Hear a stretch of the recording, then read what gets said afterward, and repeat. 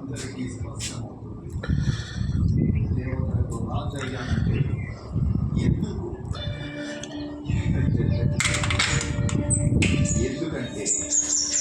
ఎందుకంటే నేనే అసురుల పథకాలను ముందుగా గుర్తించడం మాత్రమే కాదు, నేను